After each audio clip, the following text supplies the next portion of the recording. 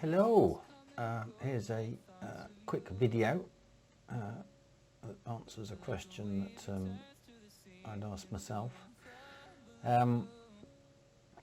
It's Demon Hunter Impale, and it compares the classic Impale build to builds using Aughilds and Captain Crimson, because they've obviously become a bit more interesting.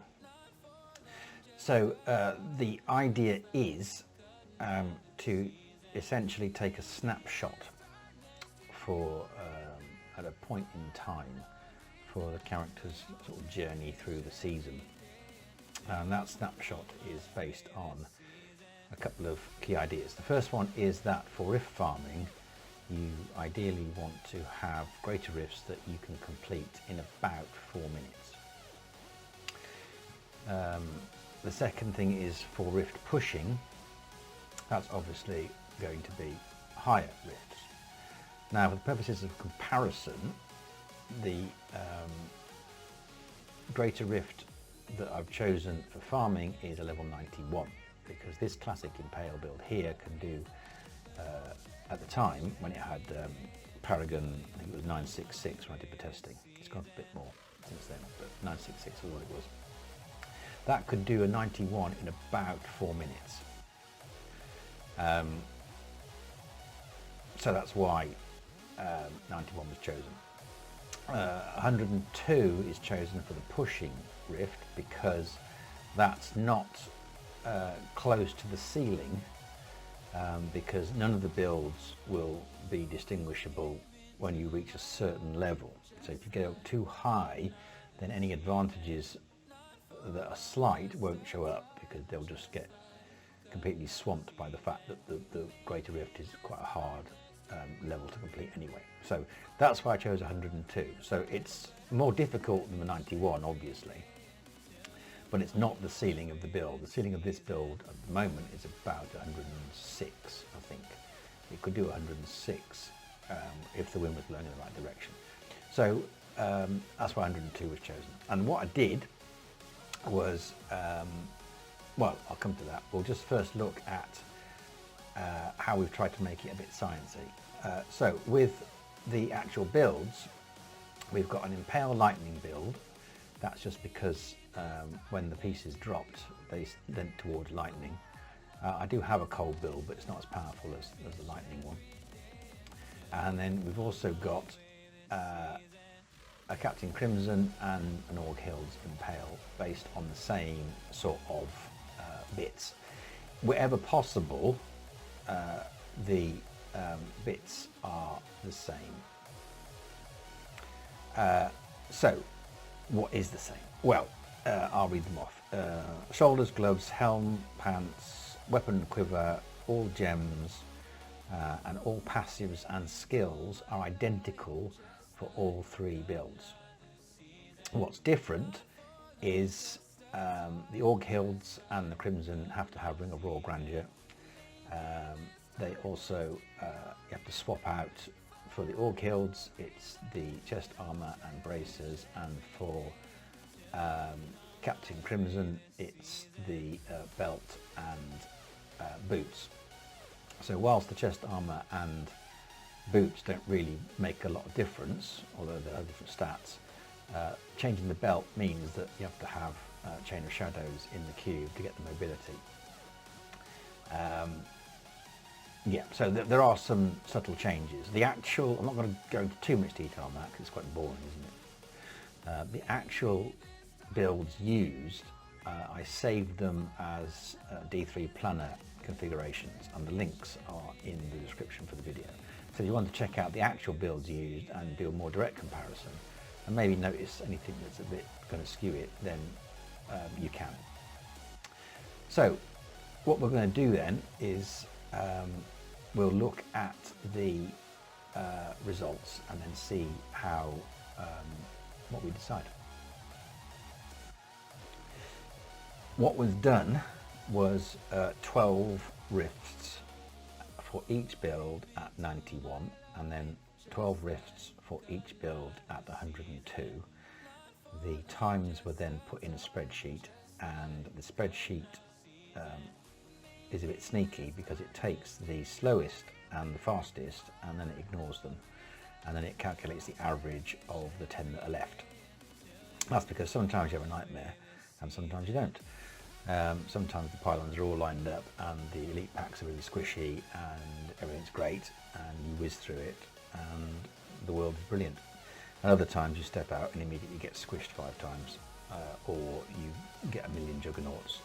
So the slowest and the fastest times were considered to be freaks, and were removed automatically by the spreadsheet. And then the average of the 10 that were remaining was taken. So for the Greater Rift farm at level 91, that's got an average clear time of 3 minutes and 49 seconds, which is kind of what you want. Maybe 3.5 is probably a bit nicer. And the Captain Crimson did it at 3:54. The Aughilds was a bit slower, 30 seconds slower, at 4:27. So what we can conclude from that is that for Rift farming, you want to go with the classic Impale. That, I think, is to do with the fact that Traveller's Pledge Compass Rose combination means that when you stand still, you get that damage buff. And on the lower difficulty rifts, you can stand still a lot longer, a lot sooner. So that buff, I think, really helps with farming. So classic wins through for that, I think. Now, for the Greater Rift pushing, it starts to get a lot more interesting and a bit of a surprise, really. Classic does it in 8:59, so 9 minutes. Captain Crimson's 10:37, so a good 38 seconds slower. Aughilds does it in 8:39, which is about 20 seconds faster. Now, I think this comes back to the Traveller's Pledge Compass Rose, I think, again, because on the higher rifts you can't stand still as longer because you have to keep jumping around, otherwise you're going to get squished, especially from range attacks, because they tend to get home in on you a little bit. So the jumpy Aughilds maintains the damage even though you're jumping about. Jumpy Shadow's Mantle means that you lose the buff. So I think that's what's going on there. But with the higher rifts, I also thought it might be an idea to take account of the number of deaths. There are no deaths at 91 on any of the builds.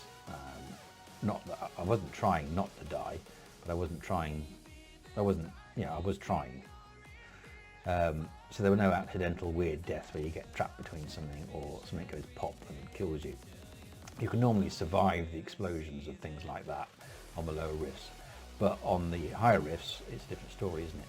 So Shadow's Mantle, lots, 3, 3, 3, 1, 4.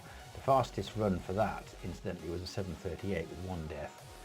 There was a 6:59 with 3 deaths. Now, obviously the more deaths you have, the more time it takes off you.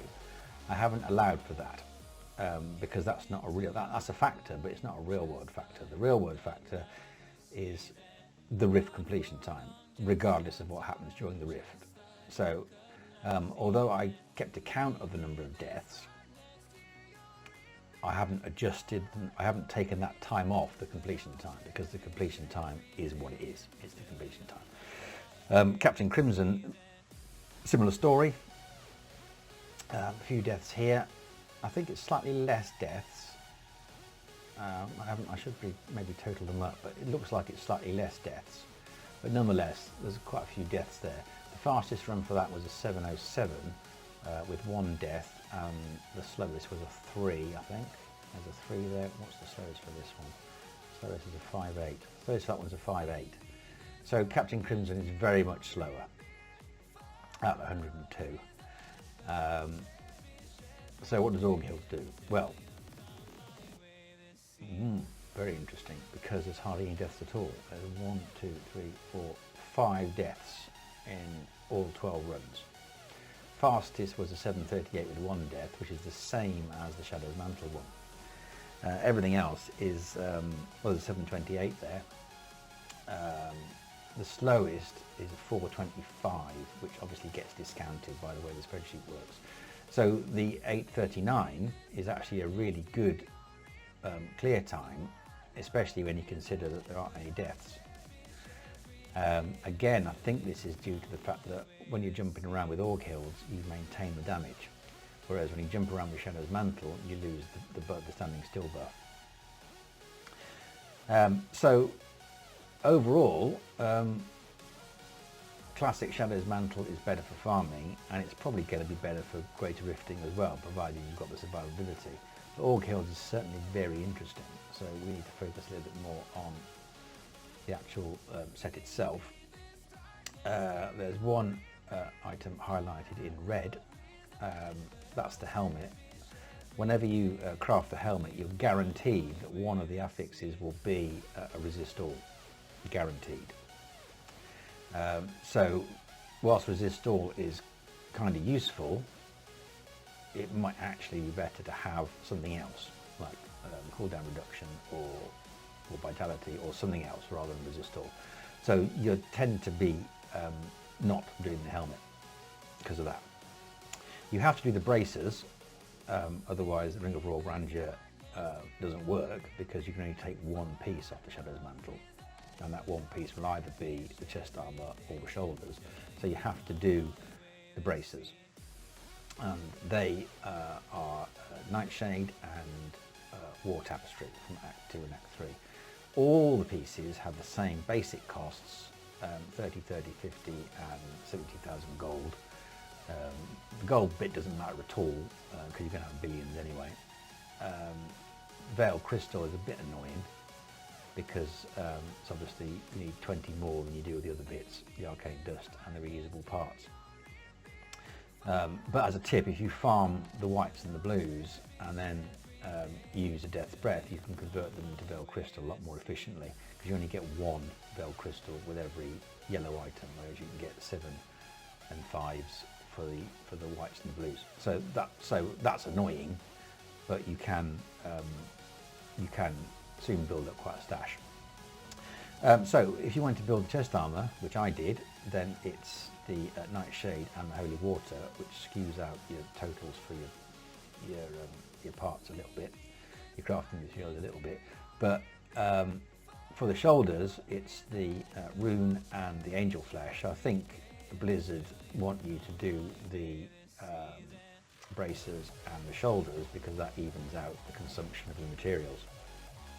I did the chest armour because the shoulders I had were better than the chest armour I had for the Shadow's Mantle set, so that's why I did it.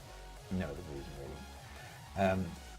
I did it by burning through 44 sets of materials, and I just chose the bracers, put 22 in the quantity and click go, and 22 appeared. Choose the best one, salvage the rest, then I did another 22, chose the best one, salvaged the rest, and then kept whatever was left. And I got lucky because I got a Primal Ancient for the braces, and I got quite good for the chest armour as well. Similarly for the other set as well, I got a Primal Ancient belt, and the boots aren't bad either. But that's just the way I did it. So you don't need to just do one and then you can just do whole batches of them, and eventually you're going to get something good. And in many ways it's easier because you know what you're going to get. You know you're going to get that bracer or that chest armour. It's just a matter of time before you get the primal. So Aughilds is kind of fun. It's got a lot of potential, I think. Obviously the character leveled up whilst the rifts were being completed, and I didn't apply the Paragon points. That's another way to keep it a bit more sciencey. Also the follower for each was the same. It was an Enchantress. We can just have a quick look at that now and see how she was configured. There's what's that? That's the Follower Cannot Die, which is a bit of a must really. Sultan of Blinding Sand, S of Johan. I got lucky and got a Primal Ancient Windward. and an Oculus ring. I used the Enchantress because she's got the extra attack speed boost from Focus Mind. Yeah, originally she had this sword here, which is a legendary sword. That was actually set to heavy damage, not lightning, so it didn't proc the wind ward. Weird ward.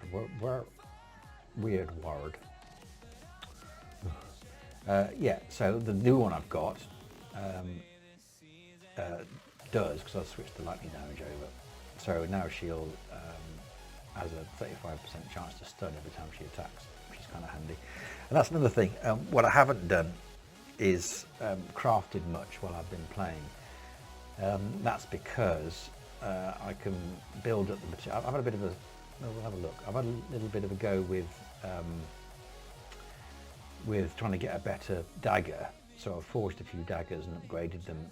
But generally speaking, I haven't spent many Forgotten Souls. I haven't reforged much, because while you're playing, when you're rift farming and things like that, to get the XP and to get the items, a lot of the time stuff is going to drop anyway.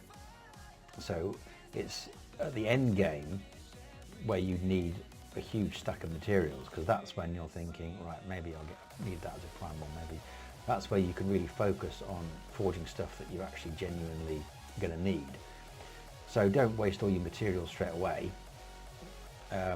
Just play, and when you've got a nice big stash towards the end of the season, that's when you start doing all the forging and stuff. And in the meantime, a lot of funky stuff may have already dropped. So yeah, so in summary, the classic Impale build is probably still going to work better, but depending on gear, the Aughilds Impale is kind of fun. That's the primal one I got, but it doesn't take long for the, I mean, you get the extra 30% damage boost.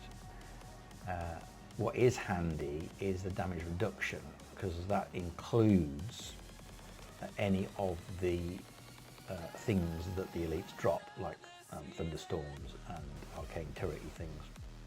They all have 30% less damage as well, so your survivability goes up quite well. Whether it's possible to combine Traveller's Pledge, Compass Rose, I don't know, maybe not, I haven't tried it. Most people go with Flavour of Time, because you get the pollen effects lasting twice as long. But again, everything was the same as much as possible. So yeah, any questions, any comments, stick them in the comments. If you want to like and subscribe, that would be helpful as well. And thanks for watching.